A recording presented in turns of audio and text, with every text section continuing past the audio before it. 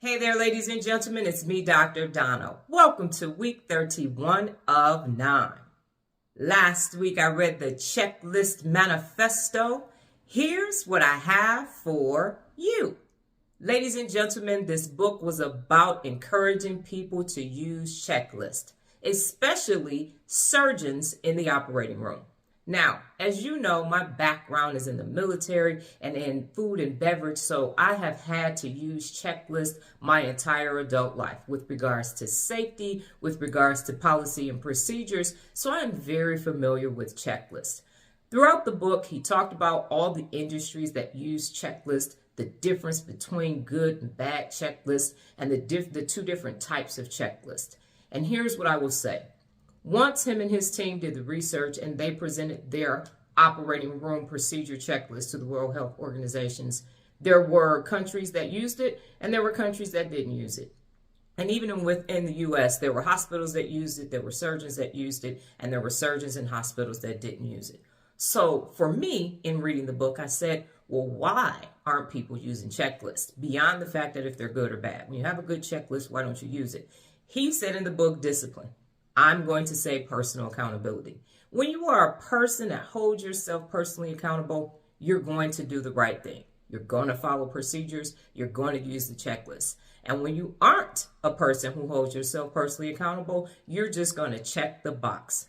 Don't believe me? The next time you go into Target, they have a checklist, a restroom checklist. And you're going to look on the back of the door and it says, hey, if our restroom isn't clean, let us know. And I guarantee you that you're going to see, if they are actually using the checklist, you're going to see a check that the bathroom was checked. And you know what else is going to happen? You're going to see that the bathroom isn't clean. I have visited Targets all over the United States. And when I see a clean bathroom, I literally go and tell management, great job on your clean bathroom, because it doesn't happen. And that is just one example. When you go in restaurants and everywhere that you go, and there's a checklist on the back of the door of something as simple as a public restroom, you will know if leadership is holding their employees accountable and if employees are holding themselves accountable. Now, wouldn't it be nice if everybody used their checklist?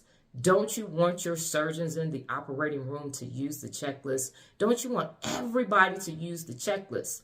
If you're responsible for doing a checklist, are you actually filling it out? Are you actually checking everything? Do you know how many incidents and accidents and near misses could have been prevented by simply using a checklist? And I know the example I used was simply cleaning the bathroom, but do you know how much bacteria is in a public restroom? Do you know how much bacteria is everywhere? Do you know if you miss one check on preventative maintenance checks and services in the military, the vehicle could, in my case, actually blow up? When I was in the military, I had to use my company commander's vehicle because he was injured during an exercise, and we were literally on the MSR, the main supply route. The battery box on a Humvee at that time was under the passenger seat. And do you know that the battery box blew up? It started having flames under my seat, and I literally had to jump out of the vehicle and roll onto the ground because the battery box blew up. It blew up. Now, whose responsibility was that? It was my company commander's driver responsibility to check all of those things, as well as the maintenance people in the motor pool. Now think about that, ladies and gentlemen. A simple check to make sure that that battery was operational. It could have made it so I wouldn't even be here talking to you, right now. Excuse me. I'll get a little choked up behind that. So it is important for you to use checklists. If you are responsible for a checklist, check it. All right. Do I recommend the book? I'm not recommending the book because it's simple. Everybody knows that they're supposed to use their checklist. You don't need a book to tell you to use your checklist.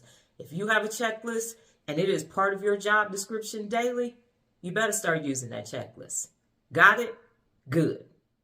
Last week's new beginning, I used my left hand for all things that I could incorporate into my day. Now, when it was tasks that were detailed or when I was cooking and something was hot, I didn't use it. But I incorporated it throughout my week and throughout my day. And let me tell you something. It caused me to have to be present because I didn't realize how much I don't use it until I had to use it. So it helped with my fine motor skills, it helped with detail orientation, and it helped me stay focused on what I was doing.